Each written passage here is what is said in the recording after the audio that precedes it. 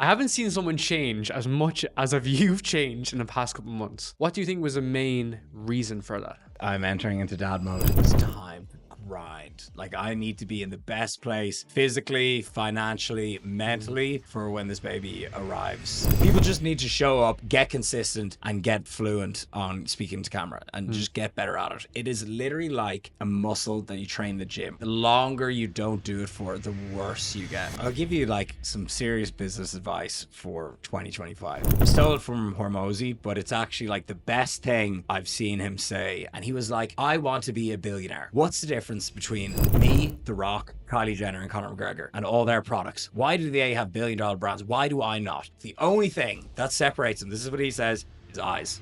It's just attention. You don't even have to stay in and shut down your life completely for a year or even 6 months. Yeah, you just have to do it for 3 months. How crazy is that? All right, man, let's kick off. So, I haven't seen someone change as much as you've changed in the past couple of months. What do you think was the main reason for that? I'm entering into dad mode. That's like when I found out I was going to be a father. The last 9 months, pretty much, because we're at the very end. We're like 2 weeks out. I love how I refer to it like a bodybuilding show. I'm always like 2 weeks out from show day. So the moment you find out that you're going to be a father, I'm just like, whoa, it's time to grind. Like, I need to be in the best place physically, financially, mentally for when this baby arrives onto the planet. So the last, I'll just say 9 months. It was pretty much 9 months. The last 9 months, I've been super dialed in. I think I've drank alcohol like 4 times, and I've never gotten like wasted. I've had this like motivation to just like get everything set up and like everything like ticked off and like you just leave no stone unturned. And I've just been super dialed in, and I've been running marathons, doing high roxes, just being super dad. Yeah. So I've had an amazing year. And so, guys, if you're struggling with productivity or motivation, just knock up your wife. But the thing is that you were always in a good position, though, right? I feel like the fact that you're like, oh, now I dialed in is just, I think it's like awareness, right? It's like, when you're shredded or you're in a good shape, you want to get super shredded. But you're always in good shape anyway. So it's not like you were not in good shape, which I guess will make you like a better dad. Yeah. I guess you're more conscientious. Yeah, for sure. Why did you move more into high rocks and fitness and long distance as a result? Yeah, so I've been lifting weights for, it's kind of embarrassing. I should have better results. I've been lifting weights for like over a decade. Like, I think it's actually, let's see, it's actually gone up to like 15 years. Obviously, there's like, some time off where you go to Thailand and you just erase all your gains. Yeah, and you start again. But like, I've been lifting well over a decade. And I went to a run club in Marbella at the start of the year. It would have been like December or something. So maybe like 10 months ago, 11 months ago. And before signing up to it, I was like, I don't know if I can even run a 5K. Like, I've been going to the gym like so long and I don't even know if I can. And so anyways, I rocked up like no training at all. And I was able to just about run the 5K. But I mean, I was gassed at the end of it. And I had a pretty slow time. Like, everyone in the group was like way ahead of me. And I was like, whoa, that's kind of like not good. After like being around treadmills at least for 10 years, I should be able to run. And then after that, I kept going to these run clubs, end up starting my own in Marbella, which is now Marbella's biggest run club. So that's really cool. You are going to it on Sunday. And you get shoes again. Yeah. Just go barefoot, man. Just go barefoot. Grounding. And I started my own run club because the only way I was going to be able to do that consistently was to run with a group. It makes things far easier. It keeps you accountable. You don't even notice the, 25 minutes or the 5 kilometers because you're chatting, you're looking around, and yeah, it keeps you honest on a Saturday night as well because the run club is every Sunday. So I started that and I started running regularly. And once you get past the awkward phase, it's weird. It's kind of like there's 1 week where running just becomes easy. You just have to get like past the 2 or 3 month awkward phase where it feels weird running, and then it feels really good. It's kind of like becomes like walking. Yeah. You just don't really notice it. You can put in headphones and you can run really long distances. And then I was like, okay, I'm actually really liking this. My weight training is not suffering at all because I'm managing it correctly. That's one thing I know how to do. If you just simply eat more, to recover, which is great. I love eating, as we know. And so that didn't interfere with my weight training. And I really liked it. I feel healthier. You feel fresher, you more energy.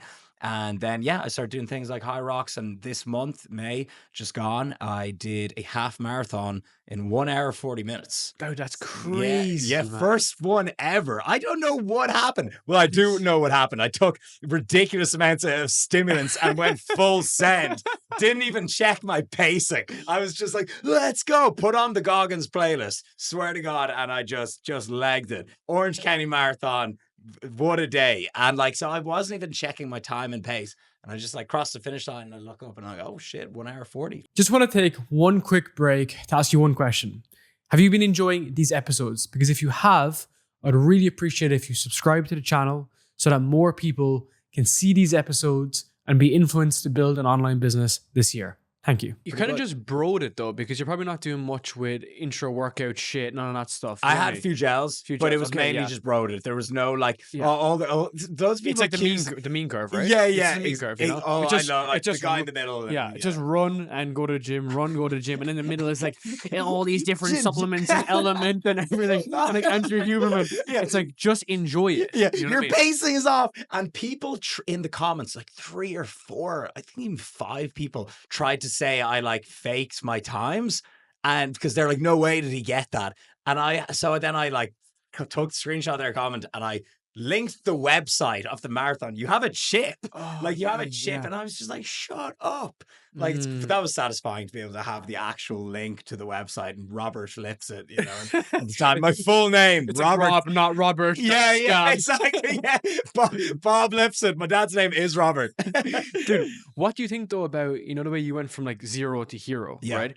Do you think that when you're doing bodybuilding, you're actually inherently not fit, or is it kind of like a dormant muscle group? Let's give an example. Let's give another analogy, right? Let's say you are a runner and a cyclist, but then you go into swimming.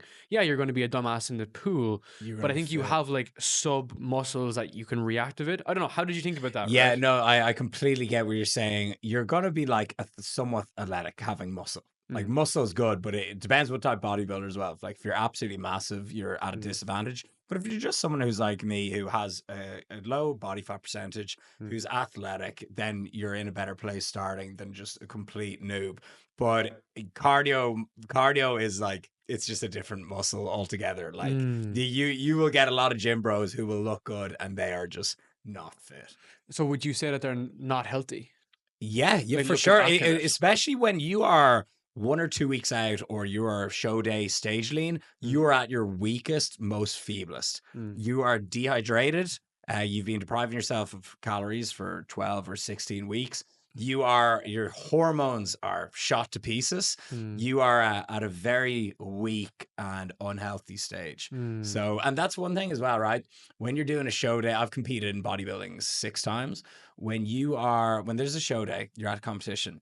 It's a very different atmosphere. Everyone's kind of like side-eyeing each other, and it's kind of not a nice atmosphere. Everyone's hungry. Everyone's starving and hungry. Whereas if you're at like a high rocks or a marathon, everyone's like, woo! Everyone's all carved up. There's people drinking beer after high rocks. I had one. I was like, hell yeah, me and Marion. So it's a real party, you know. I see how a lot of couples meet at high rocks as well, actually, especially with all the because like run clubs are like dating clubs. Exactly, yeah. But no, it's such a different atmosphere at an endurance event compared to a bodybuilding event. But I still have respect for both. Yeah, for sure. But I think like it's a different attitude though, right? Like Louis did a fucking half marathon. It was at Ibiza. Yeah, and a full one. And all of his friends were just drinking beforehand and then afterwards, you know? Did you take much like influence from like his run club approach? Because he actually brought that to Bali, by the way. So he was the first person to do it, and it was like 4 people there. And then it went to 8 to 15. Bro, he had like 70 people at a time. Yeah. He would do it twice a week. Yeah, he's fucking legend. Yeah. And like it was a great community from there that helped Creator Club grow as well.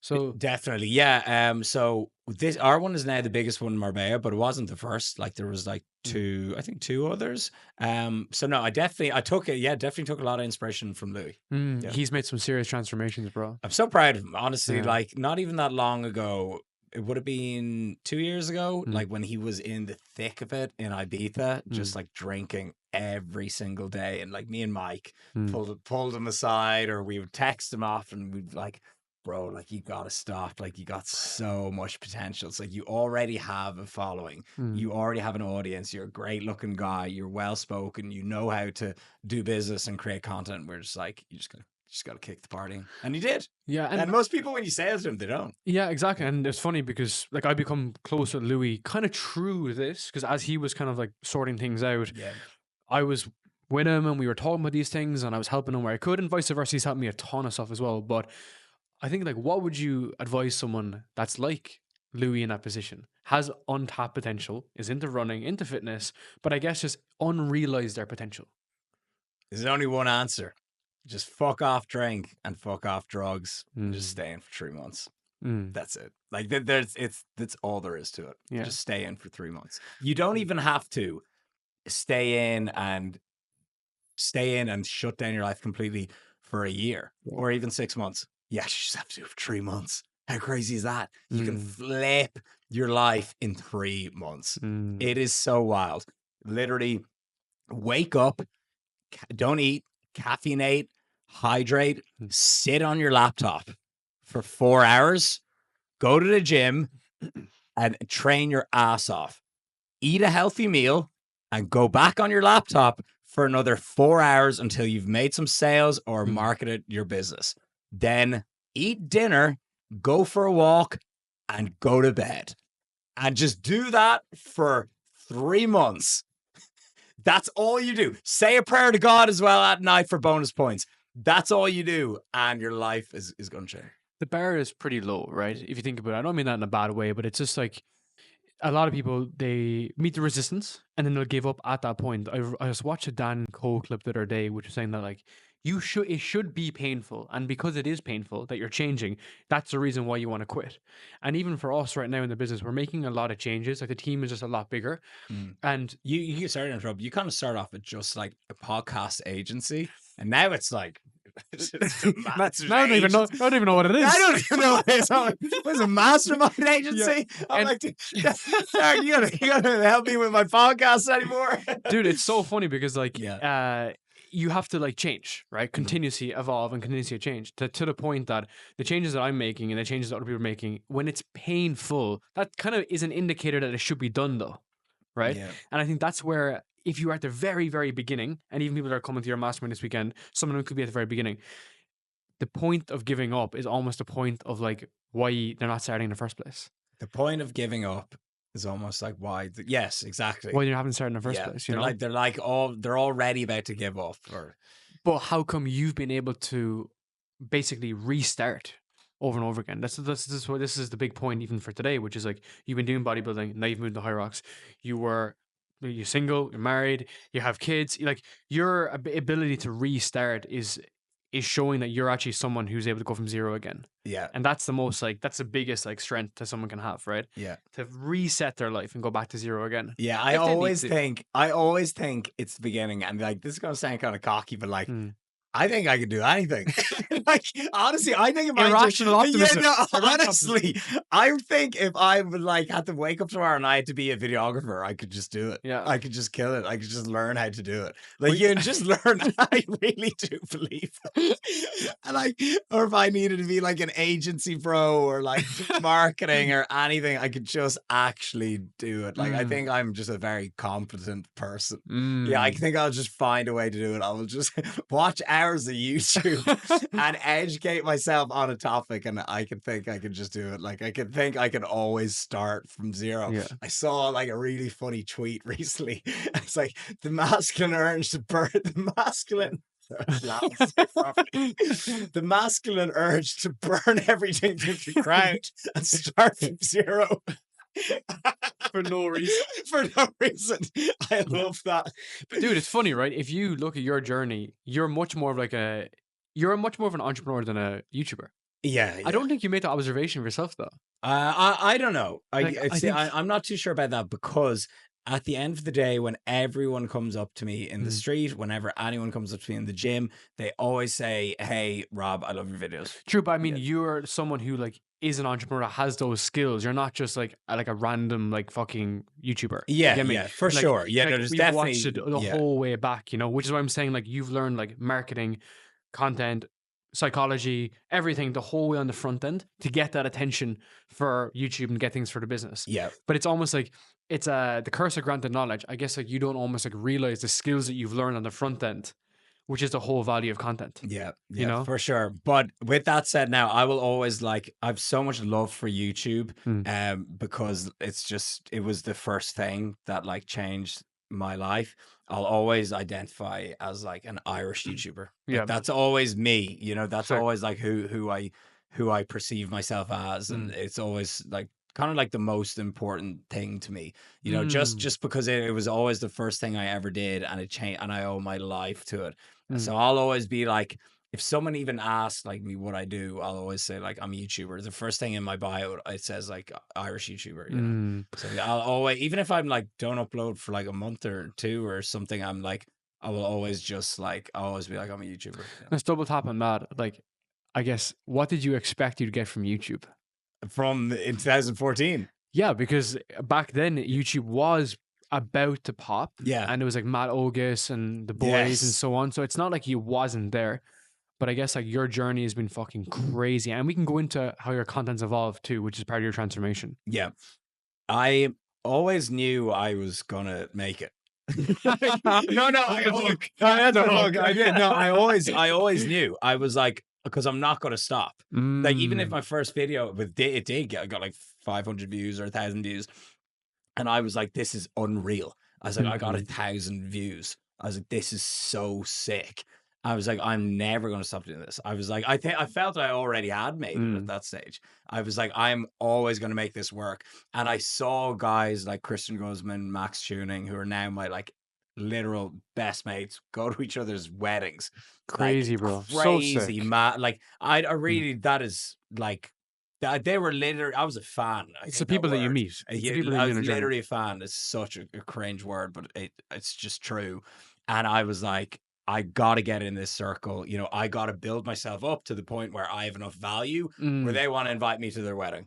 You know, and that's exactly what I did. But I would look at their lifestyle. I would look at guys like Greg Plitt and Z's and that whole era and Matt Ogus and the Hodge twins who've done a complete 180, but I still watch them. They're still jacked. I would watch all these guys.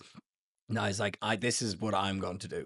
I was like, there's no other way. I'm going to be the first fitness YouTuber in Ireland. Dude, that gives me that gives me like shivers, man. It's crazy. Bro, imagine if Ziz was still alive. Oh. Imagine if you've had a vlog, Ziz and Tate owning the Bugatti. Driving. It's the two of them going through Dubai. That would be the best fucking best vlog in the world. Ziz would have a Bugatti. He would have a Bugatti. But imagine them doing like live streams, like 12-hour live streams. Oh my God. Like that, it's like the perfect match. Like the perfect match. Fuck, why can't he be alive? Why can't he be alive? Sometimes it's better the way it is. Tate's not on steroids though. Yeah. He didn't have any steroids. Yeah, I believe that. Yeah, I believe that for sure. More plates, more dates. Derek did a huge breakdown, and I can always spot it as well. Shoulders are I say shoulders small, but like they're not that veiny rounded look. I can just spot it. He's just a big dude. Like he's 6'3", just a big framed guy. Trains hard, you know. Yeah. He it doesn't look. He doesn't have that like tiny shrink wrapped waist and the like a Dorito physique and the massive white delts. But yeah, and like the kind of Anavar look. Yeah. I think he's natural. Yeah. Let's go back to the belief, right? So like, how do you build unwavering belief when you don't have the results? Oh my God, that is the question. And I literally kind of like just delusioned myself into thinking that. So it comes from a few things. We spoke about it last time on the podcast, the whole burn the boats thing and how I didn't remember that? Yeah. It's still like, you know, it's still the most important thing. Like I didn't have any other option and I had no other interests. Like I really couldn't concentrate in school. Like I really, and like there were the teachers I was like, you ADHD? I'm like, no, I just don't fucking care about Pythagoras' theorem. I just want to learn how to get jacked. I don't have ADHD. Maybe I do. But, and I was like, I just have to make this work. I've been fired. I dropped out of college. I've no other options. So you just you get to the point where you have to believe in yourself. And I've had days where I don't believe in myself, and I have days when I do believe in myself. And the days when I do believe in myself, they go a hell of a lot better. Dude, like, you've been a huge influence on me. I don't even realize it, right? And I think the way that you think about how, like, there is no turning back, that was kind of my attitude as well, because I'd worked in finance and I'd left finance to do the podcast thing. And I never really thought about it as like, oh, there's a second option. So for me, it's like, it's this or literally nothing. Yeah. But for some people, they think that they have other options. Yeah. Yeah, I don't understand how that can be, right? Because I think the attitude that you have has yielded the results that you've had. And hopefully the results that hopefully I can pursue one day.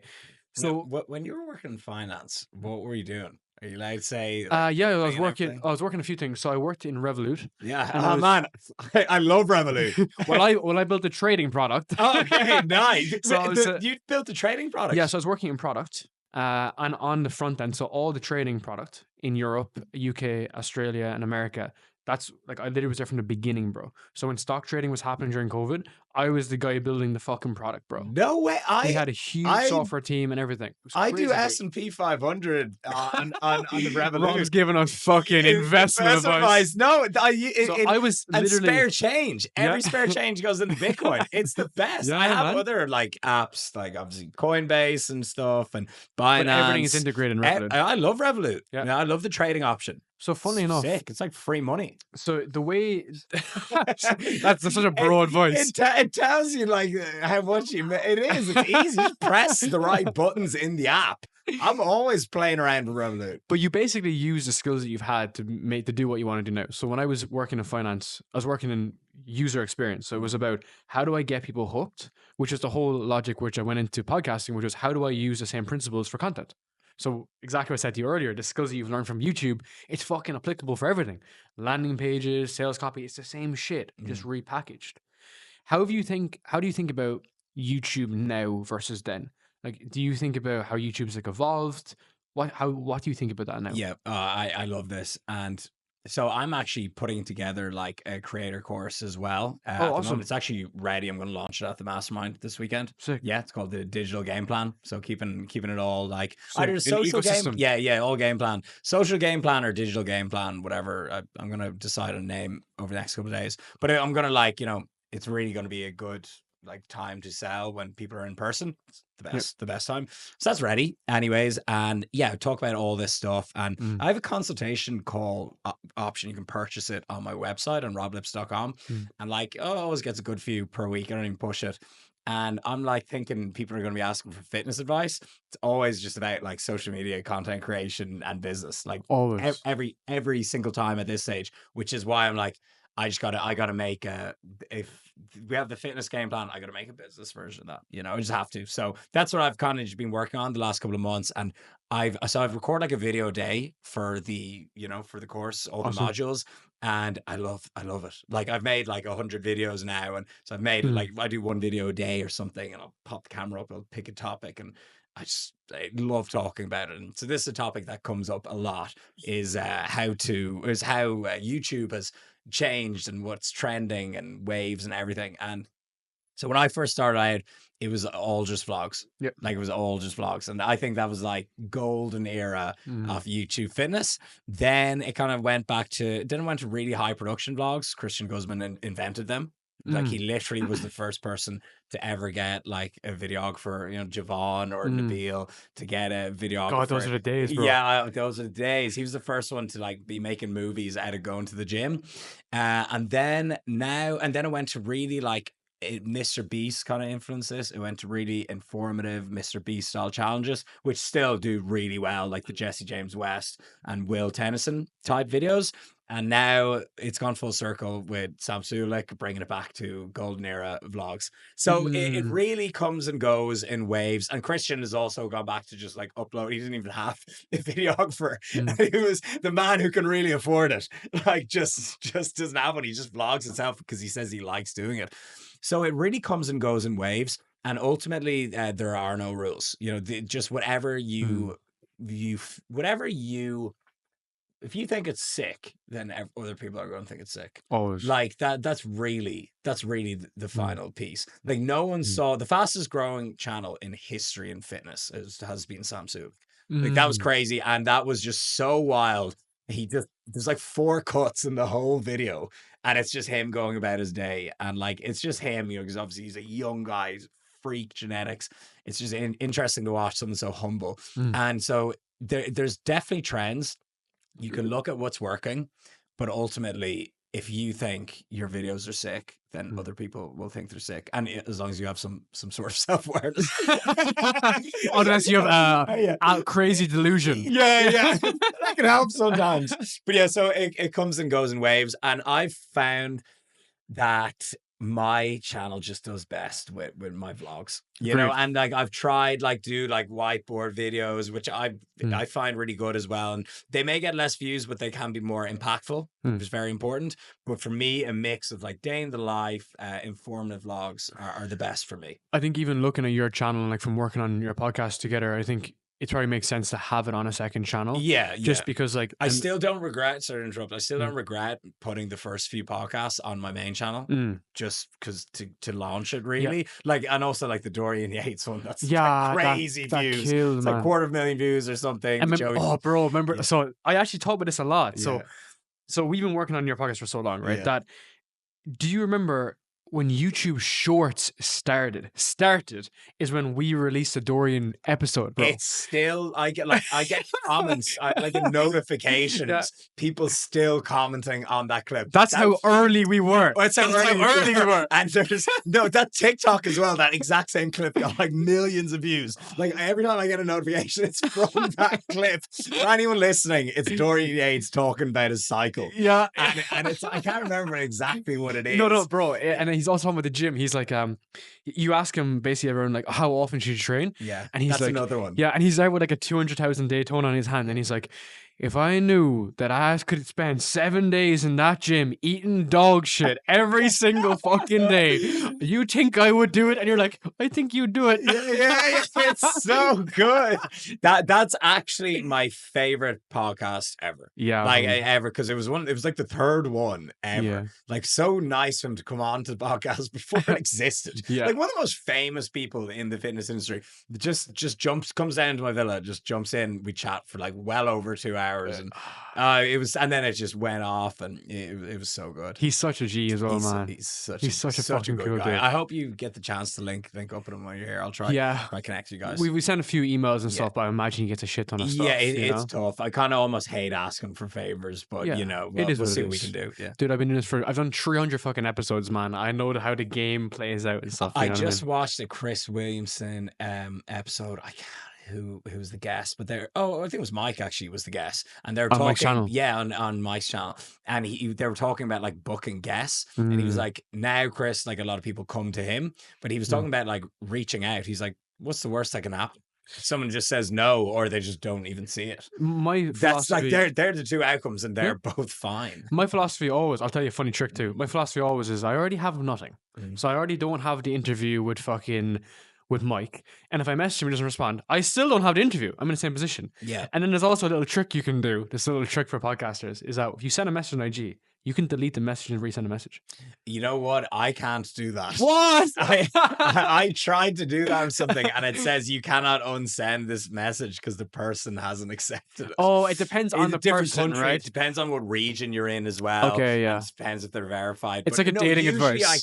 Usually I can, but sometimes I can't. But I know usually I can do that feature. That's funny, man. Yeah. What do you think about educational videos? So I want to give you a perspective on this. So obviously the vlog videos are like, they kind of pop off and they're banging and they're cool and so on and so forth, even like fitness or like non-fitness.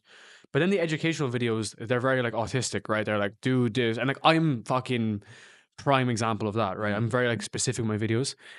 Less engagement but more leads versus more views and maybe potentially less leads, but I'd like to get your thoughts on that. Like, how do you balance that, especially as you're moving more into kind of the business side of YouTube? Yeah, I got a comment that I'll never forget, and it was like, hooks me in with the calorie challenges, stay for the informative Irish man giving me fitness content. So that's it. You know, you hook them in with the viral stuff, and then you feed the viewer stuff that doesn't get as much views but provides a lot more value, and that's it. It's kind of like, think of it as the viral content is the big fishing net, and you're capturing a lot of people, and then you feed them, you have your bunch, you feed them more informative content. So that's basically how I see it. A really good example of this, I did a video on like how to max out your fertility, and like it got decent views, but like, oh my God, the impact that made.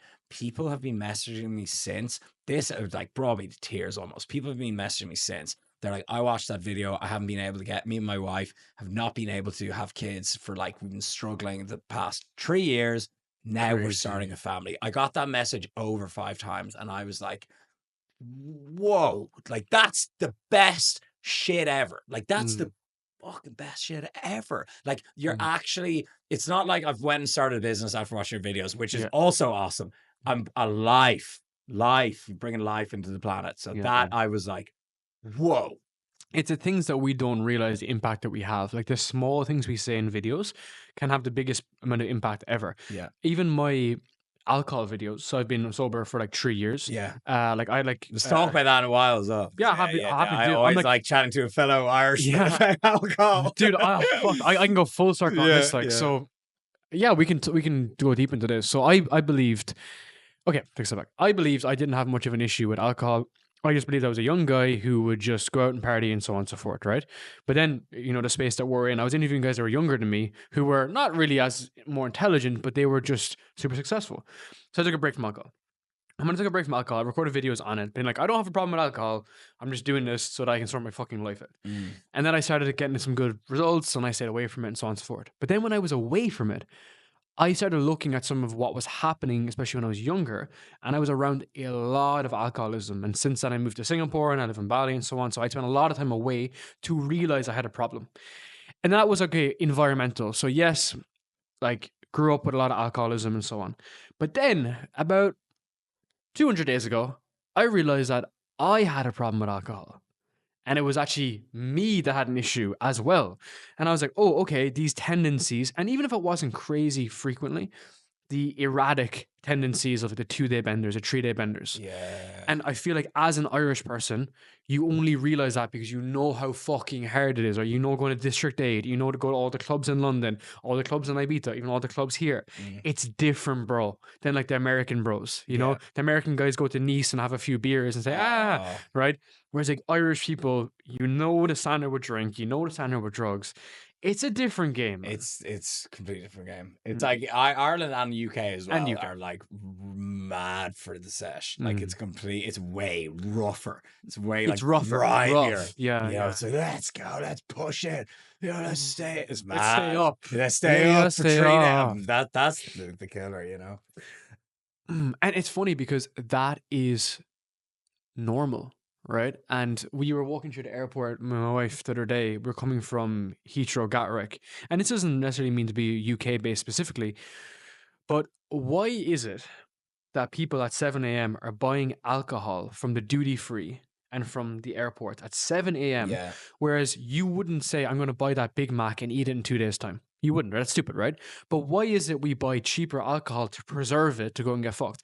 I don't know. It was like a thing that was like, that is normal. Yeah. But why is it normal? I know. I think it's became like a little tradition, like, or something like that. Yeah, for sure. Yeah, people are just like, oh, and ultimately might sound a bit mean, but ultimately it's people that want to escape their lives. Yeah. And they just want to, the moment that they're on holiday, they don't want to waste an hour because they know they're going back to Tesco. They've gone back to, stacking shelves or whatever it is, That sounds a bit like holier than thou to say, but I don't like saying that, but it's just how it is. People, if they have their like 20 days off per year, that was me at one stage, then they want to really max that out and not waste an hour. So I understand it. I get it. Even when I'm here, right, because I don't spend that much time in Europe. I've wanted to come to Europe for many years. Yeah. And I've seen you here. Yeah, it's mad, man. And even we were saying, I was like, I want to make the most of it. Like, dude, I took a motorbike into the fucking mountains the day I got here, to Istan. What?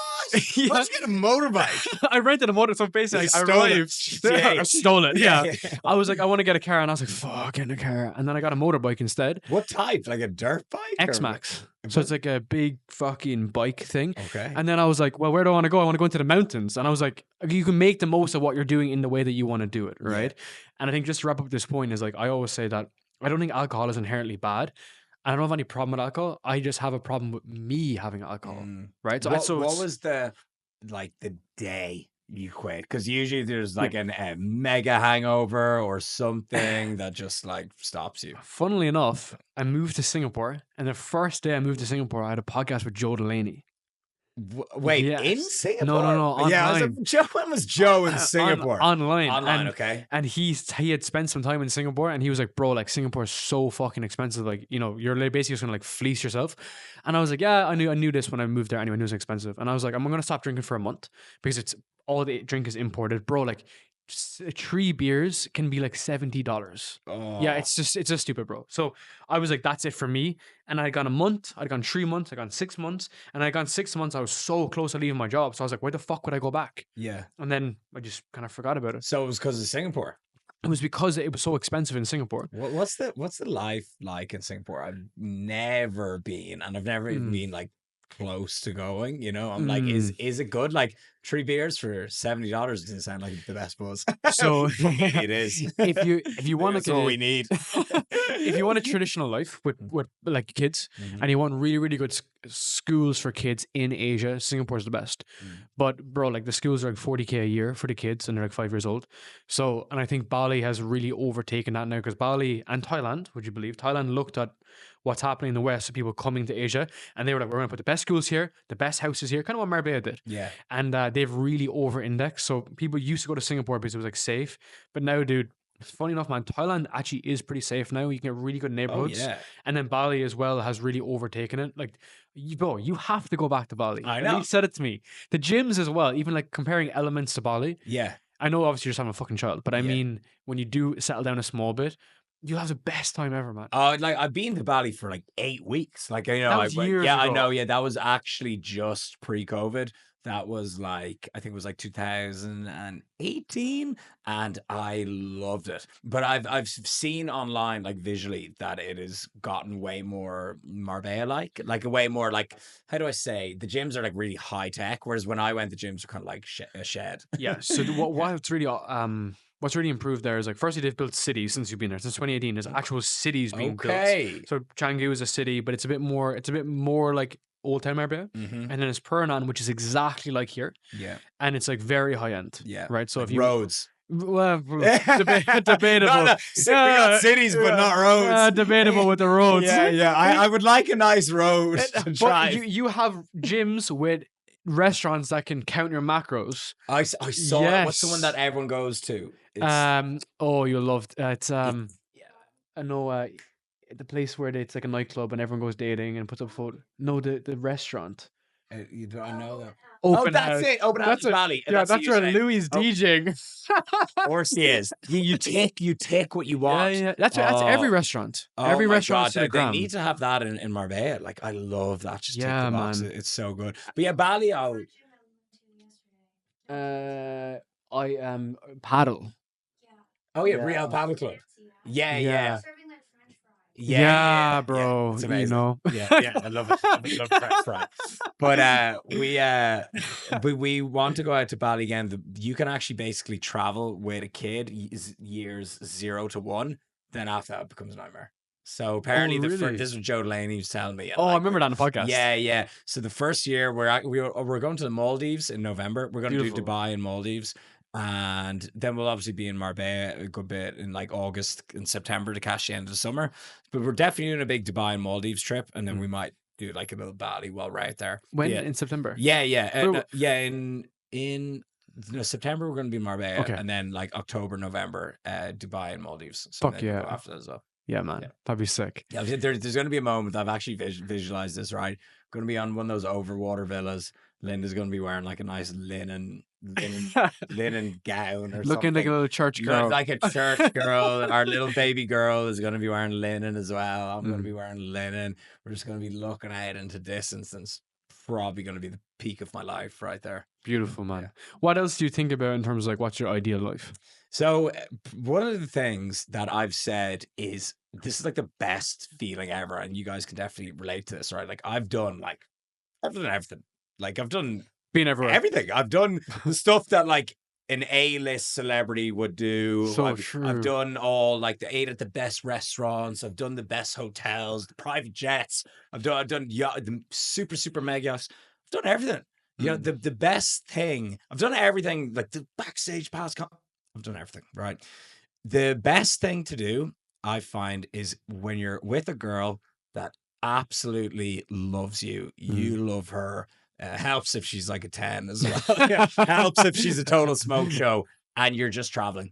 And it's just the two of you, just traveling. It's just like, and you're just trying out, you going around, you know, Greece or Italy together. It's Europe, it's summer. You're just like, you're just really with each other. You're so in love and you're just jet setting about the place. And I think that's just like the best feeling ever. It's like you really feel like you're in a movie.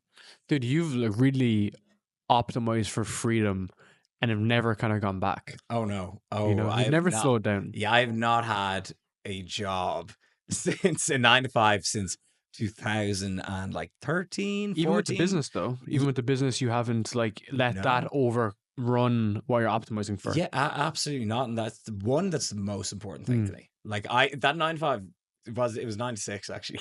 That 9 to 6 scarred me for life.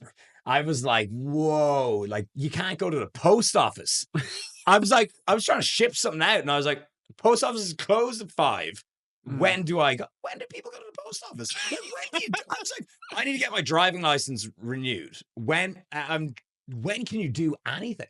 It's impossible. All the shit's closed on the weekend. I was like, this is literally impossible to actually live even basic shit in life. So I was like, I'm going to figure out how to make money from this laptop, and I'm just never going to go back. Yeah, man. And what I like about that the most though is the fact that you've always stayed with the freedom element. So even your business, you've really optimized a business to be around your lifestyle. Yeah. Let's talk about the constraints, because you know, like you don't do sales calls, you've optimized the coaching, your coaching to be like, it's kind of like low ticket to be able to get so much people in. How did you consciously build that out? Because I think, like, you know, obviously Mike and a few other people went into fitness apps, you have your app too. Yeah, how do you think about that? Yeah, so the way I approach business, I like to keep it lean and profitable. I always really like one thing as well. I think this is kind of an Irish person thing as well. Do you have a credit card? No, I don't have a credit card either. No. They scare the shit out of me. Yeah. No. Americans are mad for them. I'm like, what? I'm like, literally get a debit card and you spend what's on your card. And they're like, what? No, get a credit. You got to get the cash back. You got to get good credit. Scares the shit out of me. So I'm always like, I've really stayed away from like loans, you know, taking on external investors, taking on credit cards. It just really like, it would play on my mind knowing that I owe people things. Yeah. And so I take that approach in business as well. I like to always have cash in the bank, always keep things lean and profitable. So when I'm hiring DM setters, sales call guys, CRM, community managers, whatever, I'm always like, you take what you sell. I always work off percentages. Even my app developer, they take a percentage and they run the entire thing. So that means what? So I can't I really avoid putting people on like salaries. Because like, what if the business isn't profitable per 1 month and you have to pay out these people? I just really, the numbers confuse me. So the way I approach like all my staff essentially is that it's all done off like commission and percentages, which keep things fair because then they work harder to get their cut and there's no confusion. Yeah, there's no confusion. For sure, man. So that's how I run a very lean business, and it's literally guaranteed to be profitable. Because how do businesses become unprofitable? You are paying too much staff, your outcome is less than your income. And so that's impossible if you're working off percentages. That's why I kind of love sales, because like obviously in our business we have different products and so on, but why I love sales so much is like there's like such like an essence of beauty on the outcome. You eat what you kill. Yeah, versus like, you know, if you have people that are only if you have like a Karen from HR and she only cares about showing up on the day, she's getting paid regardless. So her inputs do not contribute to output or outcome. So she just gets paid. She's Karen, right? Yeah. Oh, yeah. Whereas like if you have people that are focused on the outcome, whether that's internal people or people that are commission based, you're just naturally going to get better. Like we're actually hiring 2 sales reps right now, 2 callers. And it's like, yeah, if you don't work hard and if you don't do well, if you don't learn, if you don't come and get coaching from us, you're not going to do well straight up. But if you do, you will make a lot of money. Yeah. Right. And I think, would you consider, have you seen Quiet Quitting? No. Quiet Quitting. Yeah. You haven't seen that? No. Oh, it's what people are like doing in America who work 9 to 5s. They will literally like quit their job and like they will go to their desk and do virtually nothing on purpose and just keep being paid and wait to get fired. Dude, it's called quiet quit. Silent quitting. There's a guy. It's absolutely crazy. Did you see the guy during COVID who was a software engineer, but he was taking full-time jobs with multiple companies? Yeah. He had like 4 different companies paying him $200K a year. He was making like $800K a year and he was working like 12 hours a day. Yeah. But as in on 4 different jobs. Yeah. Saw that. Yeah. No, this is like people just literally quit. They're just sat at their desk and they've quit and they're waiting like 3 months or 4 months for the boss to notice. It's absolutely nuts. Yeah, man. And people will do that. Like if you are paying someone like a salary, they'll get to the point where they just like won't really care, you know. They'll just be like, I'm going to get paid the same regardless, you know. But if you work off like commissions, percentages and all, it keeps everyone motivated. Yeah, I think that's why culture is super important, dude. Yeah. Like whether it's your community culture, like your client culture, or like team culture, I'm so big on that, dude. Because and also another one, there's so many bullshitters in my DMs at the moment, right? Like I'd say yours as well, like infinite, like, hey, I'm a sales expert and I cash collected 70 million. I'm like, 70 million, yeah? Yeah, how much do you have? Like, they have it in their bio. Sales collected 75 million. And it's like, you literally live with your mum. Like 12. We're like, how much did you get? A tenner? Like, oh my God, I don't care how much revenue I helped secure. How much is in your account? Like, nuts to me. And so that you have so much of these bullshitters and they're like, I'm guaranteed to 10x your revenue. I'm like, okay, do it. Let's do a week and you can take half of what you earn, like 50%. And they're like, oh no, I can't. It's bullshit. Everyone's a bullshitter in the DMs. Fuck, man. Have you seen, because you've been in the space for like 10 plus years, have you seen that kind of blow up? Like getting a lot worse. Yeah, it's funny when Alex Hormozy or like Iman Gadzhi will like make a video, like they'll say like, use this cold DM, and then you'll get, and it'll go viral, and then you'll get message Rob with it. Yeah, you'll get like 100 of them, and it's just, oh my God, so unoriginal. How do you recommend people do like cold outreach and stuff like that? I think the really only way to do it is like build out connections and get like referred, you know, which is difficult obviously, but I think that's the only time I've ever like hired editors and videographers and stuff. I like your thoughts on this. I would suggest doing it for yourself first. Yeah. So let's say like, again, if I have a podcast agency, I have to have a podcast myself. And it's like, this is how it looks. Rob, let me know how you think this looks about this. Yeah. Because I think the best case study is yourself. Always, right? So if you're someone who is like a DM expert and you're literally showing people on your timeline on IG what you would do, how you would do it, the different messages. Yeah, you could be a young guy, but you've shown like that you're about it. Yeah. Like you like love it and you're about it.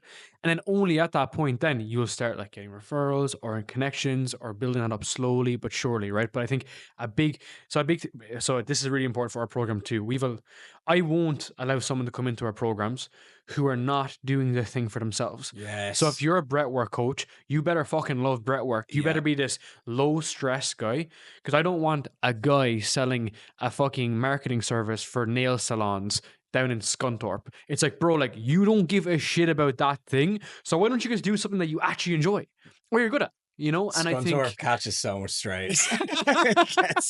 it gets so, it's the name. It has SCUNT is in the name.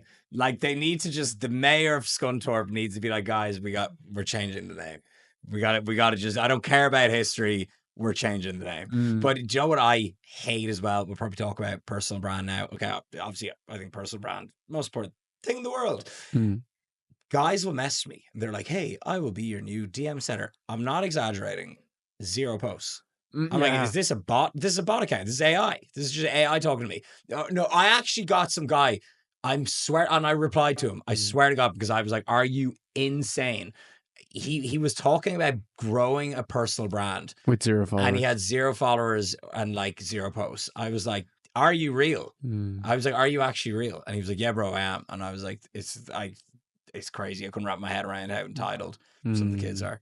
It's a fat personal trainer, a broke financial advisor, because there's nothing wrong if you're in the beginning to be just sharing what you're doing, like documenting it. I love that. I love just sharing that. it, putting it out, even looks fucking terrible. We have a lot of people in common that probably followed you, follow me, that have reached out, and I'm just like, look, dude, just keep sharing what you're doing, just keep pushing it, and it's great, and they've made some great progress as a result. But actually, this is a good point. So, okay, so I think I learned this from observing people like Chris Williamson and, let's say, Huberman. If you look at Chris Williamson, he is a student inherently. He's a student mindset. He's always open to learning. It could be like productivity. It could be like sleep optimization. He's like, hey guys, this is what I'm working on right now. I'll leave my phone out the room and I sleep better. And he's a student and no one judges him because he's still like curious. He's a curious kid. But then if you look at someone like Huberman, who's like, this is it, letter of the law, by the signs, follow me. Yes, it opens up more combative conversations, but he does have a position of authority. But we have like a lot of kids who are trying to be authoritative, and then we have people then with no receipts, whereas they should have stayed a student, kind of like I did my podcast for 4 years. Yeah, I was just sitting asking questions. 10 years for me, you know, I was sitting asking questions, and then every once in a while, the people were like, "How do you do that thing with a podcast or with the offer?" And then you can kind of start pushing up your authority. But yeah, everyone's trying to be the guru, and I think like if you look at someone like Iman or Hormozy, they have amazing advice, but it's out of the wrong context for that person. Exactly. As in the kid takes it in the wrong way. Yeah. And they'll learn. Yeah. For podcasts at the moment, what are your favorite podcasts, and how, for someone who is like, you know, maybe they're just starting out as a podcast, or they want to take their current one to the next level, what's your advice? So, you know, I gave you some advice on YouTube trends and all. You drop some knowledge with podcasts. And who's your favorite podcast to join? It's a good question. So for actual podcasters, I like My First Million. I'm watching that at the moment. Really good. What's that? Sam Parr? Sam Parr and Sean Puri as well. Because like ultimately it's very much to them, right? It's the way that they show up. Now they've sold businesses and so on. I think the issue is if you speak to someone about My First Million, a lot of people will say they don't like it because it's too like relaxed. The biggest thing is you don't want to be somebody else. So everyone's trying to be Chris Williamson. No one's trying to be themselves, right? So if you just show up authentically and be like, hey, like I have this thing that I'm good at, or this thing that I'm bad at, or this thing I'm working at, people will pull to you. But if you try to like be someone else, it's just not going to work. So I think even like the black kind of like super dark podcast, people are like, I'm trying to be like Tate. I want to be like Tate and so on. If you're trying to be like someone else, you're just never going to be able to kind of break through. So what I've kind of seen is similar to YouTube, fling back from trying to be like Tate or Chris Williamson to trying to be like yourself. Yeah. Sitting on a fucking couch, like my studio at home, I bought like massive lounge chairs. I just sit down, I'll talk to George or whoever for 3 or 4 hours, and then that'll be it. And then we'll have a great time. So I think it's aligned to what you want versus what you think somebody wants. What you said, right? If you think it's sick, it will be sick for the right person. Yeah. Podcast is an interesting one though, because the metrics are a little bit kind of different. You know, you're not completely like, you have to understand that the views won't be like as high because it's, you see fucking hours. It's hours. Like not everyone on their way to walking to the shops has time to like lock in for a 3-hour podcast, but the watch time is probably the same. You know what I mean? Like, probably more. It's probably more. Yeah, it's like people will just look at the views and they'll be like, "Oh, I just want to do little 10-minute vlogs," but very impactful with podcasts. I want to ask you more about the kind of business side that you're helping people with, because I think that's super cool, dude. And I love this side of it. So, what else are you seeing there that people must know before they get into the content space? You need to identify like your main customer avatar before starting it. Actually, no, you need to just make 100 pieces of content first. Okay. That's the first thing you need to do. Most people are actually, they've analysis by paralysis. They literally, they just won't start. Like one guy that I'm actually currently working with on his YouTube channel, like he hadn't uploaded in 7 months. And I was like, he's asking me for like, what videos should you upload next? I was like, bro, just get in front of the camera. He has a sick office as well. And I was like, just start uploading 3 times a week on like just sitting there. Cause like you don't need to run around. That takes a full day. And he's doing that. And his videos are getting way better and better. And I was like, do that for a month and then we'll tweak it. So that's the first thing. People just need to show up, get consistent and get fluent on speaking to camera and just get better at it. It is literally like a muscle that you train in the gym, or it's like running. So true. And the longer you don't do it for, the worse you get. And it's actually like really, you get bad quickly. Like if you take a month off, you'll be like very rusty, but then you'll get back into it straight away if you do it regularly. It's a very robust muscle, the content muscle. Yeah. So that's the first thing you need to do. And then I always tell people, look at your top 100 pieces of content, look at the top 10 performing, make those 10 again. So that is just the foundation. Just do that. Then after that, you can say, okay, who do I want to speak to? Who's my customer avatar? Who am I making content for? What problems do they have? And a really simple way to summarize this: make content for yourself 5 years ago. And so right now, I'm actually with the business course that I'm dropping. I'm actually making content for myself 10 years ago. And that's been just so easy for me to do. Whenever I'm like, oh, what video should I make today? What should I do? Oh God, I'm getting a bit of writer's block. Just make content for 22-year-old Rob starting out on the YouTube fitness scene. So you're saying not even focus on the business side initially. It's like that will kind of almost like come? I'll give you like some serious business advice for 2025. And it's actually, I stole it from Hormozy, but it's actually like the best thing I've seen him say. And it's from a really old video before he blew up. It's still there. The camera quality is like terrible. The audio is good though. And he's like speaking, I think it was in a college or something. Okay. And he was like, I want to be a billionaire. I have a product and I'm already making sales. What's the difference between me, The Rock, Kylie Jenner, and Conor McGregor and all their products? Why do they have billion-dollar brands? Why do I not? The only thing that separates them, this is what he says, is eyes. It's just attention. So that's when he went on a content like blow up, like 72 pieces of content a week. He spends like $100,000 a month on content. That always stuck with me because I'm like, he is an amazing businessman and he prioritizes content first. So literally, if you want to blow up your business in today's day and age, I hate to say it because it sounds Black Mirror, only thing that matters is social media and content and eyes on your brand. 100% agree. That's all that matters. There's no fucking ad in the newspaper. There's no put an ad in the side of a bus. Let's just make more content, bro. Because you just need more leads. Is there any difference between, Adam Bauer and Iman Gadzhi in terms of the advice they're going to give you? No, but Iman is just a master at marketing and getting eyes on his brand. That's the only difference. Yeah, man. It's just it's the elegance of it, like how you position it. And again, right, Iman didn't go from nothing to fucking James Bond overnight. He refined all the videos over time to find, I like that positioning. They call it controlling the narrative.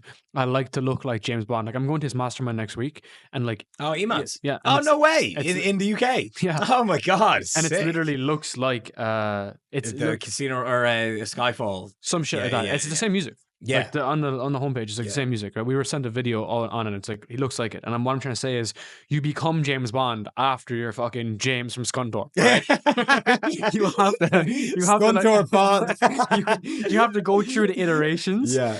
Bro, it's super interesting though, because if you just fill the leads issue, you have an option. And this is what's so funny. You can either create more content, build a brand, people love you.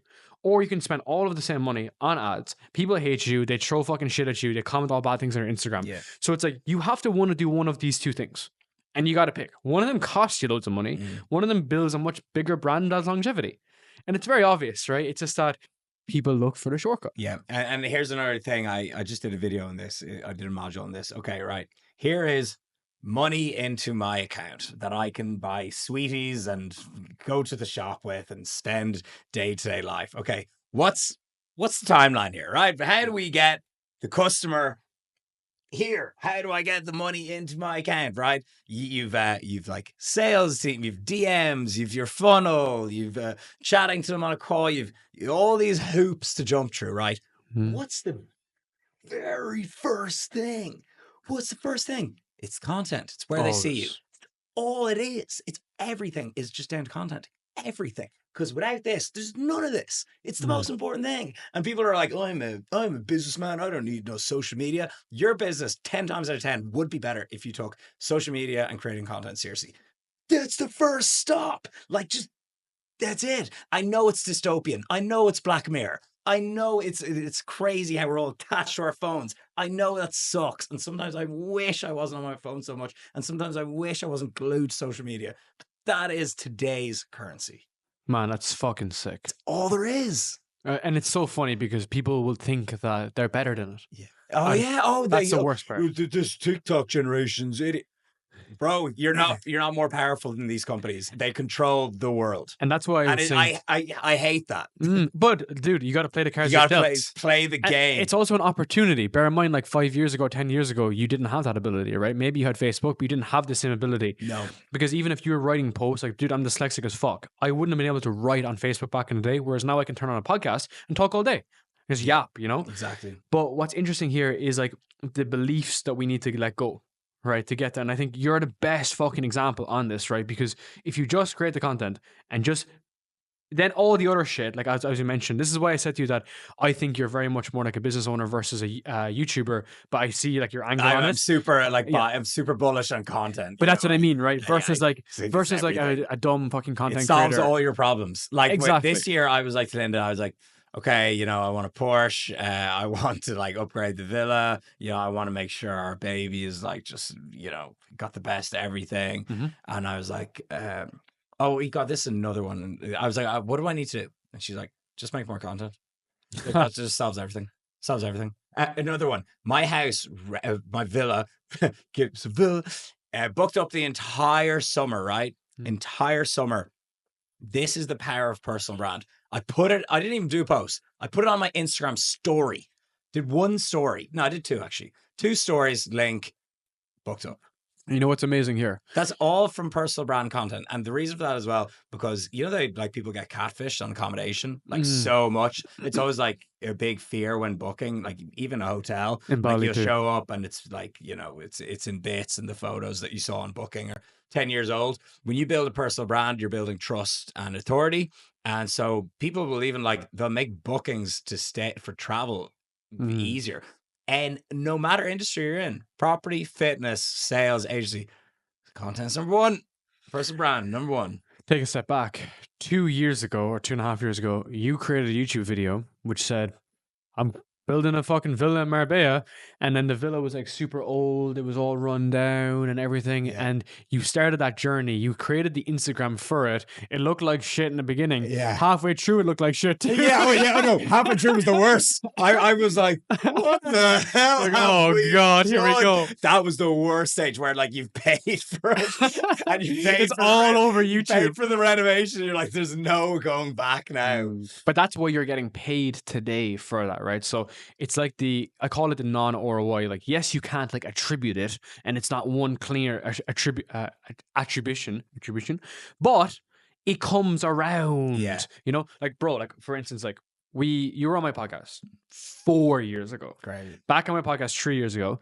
Then we started working on your podcast, and now I'm speaking on your mastermind. Yes. If I didn't do that, bro, I would not be here. That's so mad. Put it there, man. That's fucking sick. Yeah, but that's so true. You know, like the one is you do this one little thing, and I love the Butterfly Effect. Great movies. I learned that from you, Ashton Kutcher. I never knew that. Yeah, Butterfly Effect. Your podcast with Jack. Yes. Oh man, I'm mad for it. I'm mad for it. Just one little thing completely changes the trajectory of your life. And that's why I credit that with one single thing that has changed my life was uploading my first ever YouTube video. That's why I'm so like I can never forget that, and I can never let that go. Like even when I'm like not uploading, if I quit YouTube, I'd still call myself a YouTuber.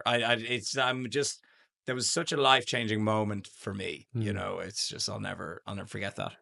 How do you think about your audience adjusting as you evolve as just fodder, human, and everything? Yeah, they're great. And it's growing with me perfectly. Like when you go into the analytics, it used to be like main demographic it's always been mainly male, like 80-90%, which I really like because men buy from men. You know, from a business perspective, like a woman can't sell like creatine to men. it just doesn't convert. So funny. It just does not convert. So from like you know, if I'm doing a mastermind event like this or a coaching app, it's fantastic. And I also I'm very passionate about like men's health, men's mental health and everything. Like I think men are quite like pushed down in today's society. So I love having a male following. A shout out to the boys, you know? And yeah, the age demographic used to be 18 to 24, and now it's like 28 to 34. So it's me, you know, I'm 33 now. So it's like growing with me. And I will never forget, like, obviously got so many messages when I announced I'm going to be a dad, so many congrats, but so many fathers who are already fathers messaged me. They're like, I can't wait to see how you get on in your fitness goals and how you stay on track and everything. It's going to be so beneficial for all us dads. So, bro, like, that's sick. New niche. New niche unlocked. Fitness dad. Yeah, exactly. Fitness dad. Bro, I gotta tell you a funny story. So I was at a mastermind. And also, a quick one. Yeah, when your demographic grows older with you, they've more money as well. Exactly. To spend like significantly. So yeah. So I never realized this, and you know, like you unlocked a new niche of dad fitness content. I was at a mastermind last year with a guy called James Kemp, like big mentor of mine, but he's quite old-ish. He's like his mid-40s. So his customers are really old. I was like definitely the youngest person there. And they have all their kids in the schools nearby in Bali. And I was like, what the fuck is that like? And one of the guys said, it's great because you're around all these other fathers, and if they're in Marbella or Bali, they're all super fucking wealthy. Yes. So the network of fathers is like huge. Yeah. A lot of guys that go to, bear in mind the schools in Bali, like 50K a year. So a lot of guys have sold their companies in like America and just moved. So he said that his friend group now are all like just ballers, but they're all dad ballers. Man, I didn't even think about that. I can't wait. Can't wait for new niche. New niche. New niche unlocked. Remember you used to get those like Xbox notifications, new achievement unlocked. We've got new niche unlocked. Another one, Chris Williamson asked Mike this. I just listened to their podcast on flight over, so there's, you know, it's fresh in my head. Chris asked Mike how, like, because me and Mike have both been doing this like 10 years, you know, YouTube, like literally around the same time. He asked Mike, he was like, how do you stay relevant? Like, how do you keep going? Like, how do you maintain like getting views and people tuned in? And I fully agree with Mike on this. Like, you have to keep evolving. Like, you have to go through life. Like, you have to be like, guys, I'm getting married now. I'm getting a home now. I'm starting a family now. I'm starting a new business. I'm doing this. Like, people want to see you live life. Like, and which is great because it motivates you to do new shit and to keep evolving. It keeps your audience, and you know, it keeps people engaged. But the way people fall off is if they just kind of like get lazy and don't do anything in life. So that's the key. I'll show you my analytics now on YouTube. Just last month, like one of my highest months of watch time and engagement, like in history. So it's great. Like, I love seeing those little PRs. I was because I probably did a calorie challenge, but I super high, like everything. And I'm like, you know, you always just still got it when you want to turn it on. So it's nice to see. I remember hearing Ali Abdal talk about that the biggest rise in YouTubers usually have like quite a hard fall, that they're super relevant for a year or two. Bitcoin chart, you know, like lots of ups and downs. So let's talk about the mastermind. What was the real driver to start a mastermind initially? And how have you seen that? What have you learned from doing it? So when starting any business, you just look at what most people are asking you. That's it. So you've got customers straight away. Like when I started fitness coaching, people were just DMing me like, help me with my diet and training. This was before ChatGPT. It was 2014 Rob GPT. And so you just do that. I was like, all right, I'm going to pump out some PDFs and I'm going to become a fitness coach. People are like, we want more videos on this. You know, just listen. Like, listen to your audience, what they're asking for. Like, the answer is slapping you in the face like a big wet fish. And so people were seeing my lifestyle in Marbella. Like, this is kind of like when we just moved here. Like, I do so much stories. Like, and it was all like, even Joe Delaney was like, your life literally looks like brunches and swimming. And I was like, hey, I want to get involved in that. And so I would just get so many DMs of people asking me about Marbella, people saying, organize an event. And I was like, oh, I'm either going to do like a fitness retreat, like, or a business event retreat, or a combination of both, which is exactly what I did. And then I was like, I've so much Irish and UK people who just want to come out to Marbella and just have a sick time. So I was like, how do I just put together the best weekend ever? A mix of productivity, training, and having a bit of a laugh. And so that's it. So, and also, kind of to get a little bit of intimacy, like to get come to my house, you know. Yeah, You know, dude, that's a beautiful so touch. let me run the listeners through the weekend. I think that I get excited to talk about this, right? Friday at around like 7-8 p.m. meet at Villa Lipsett, the notorious Villa Lipsett that looks nice now. You know, it had its moments, but like people have been watching that being built for like 2 years on YouTube, and they're like, I want to go to it, you know? And so people are like, yes, that meet there. And then we're going to a very fancy dinner spot called Mosh. And I know all the owners. They're going to pull out all the stops, gives the VIP treatment. Food is absolutely amazing. There's like a DJ, it turns into a nightclub. One of the best spots in Marbella. Saturday, wake up, go to this 20 million euro villa, like just a mega mansion. Like you'll see this place and you're just like, is this a movie set? Like, is this real? Crazy. Lots of high value speakers, yourself included. Let's go. 9 to 5. Nice, like, you know, we'll have like energy drinks and catering and everything. And the breaks, you can walk around and take content in the gym or in the gym, in the villa. The villa has a sick gym, so I said that. And then between 5 and like 7 p.m., you know, there's kind of a little break time. You can go off, get some food, and then 7 p.m. till late. DJ, you know, bar staff come in, open bar and everything, and everyone's just having a sick time until and dance the night away. And then the following day, wake up, 5K along the Golden Mile, optional gym session with me in Elements, Fuck yeah, if you want as well. Yeah, I know you'll be there. And then we're down to like one of the most exclusive beach clubs in Marbella, El Chiringuito. Becomes Spanish. Terrible. And then the event officially ends at like 5 p.m. on a Sunday, but people are going to go out afterwards and have some fun. And in my opinion, that's just the perfect Marbella weekend. Dude, it's funny enough because I've run a few events myself, and like the biggest unlock is actually usually not the teachings. It's usually it's usually like how people interact with people. If I think of what I learned the most from events, it's actually from other people.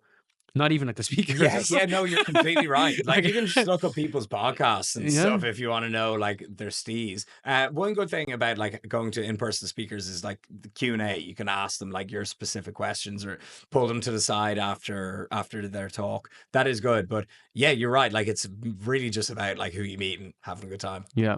But you'll also learn more as a result of that then. Does that make sense? Sure, yeah. I'm so big on events, bro. Like I'm doing my 3rd one in September. So it's now since COVID plus AI. It's the main thing, man.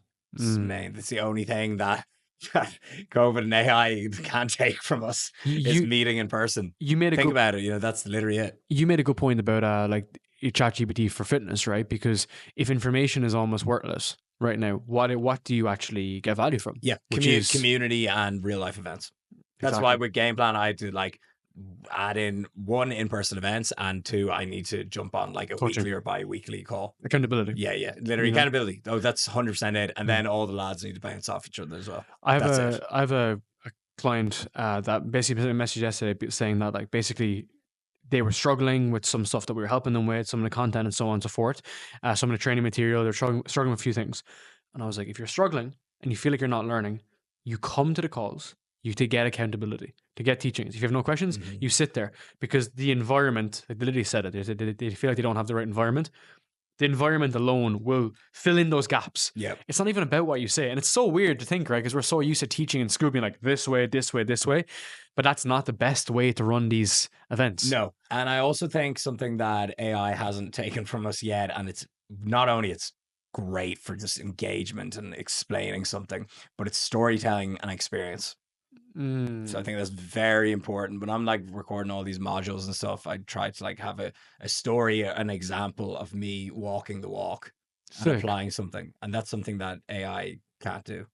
They don't know my stories. You know, the robot overlords, they don't know it. And that's something that captivates people and makes them listen as well. So if anyone's listening to this, go all in on storytelling. You're a legend, man. I want to say a big thank you. Huge inspiration for me, man. I remember watching your first video on how to count your macros before I was going on vacation when I was 18 years old. So full circle moment, bro. You're a legend. That makes me so happy. And that just literally, that's made my week. So man, you're a legend, brother. Cheers.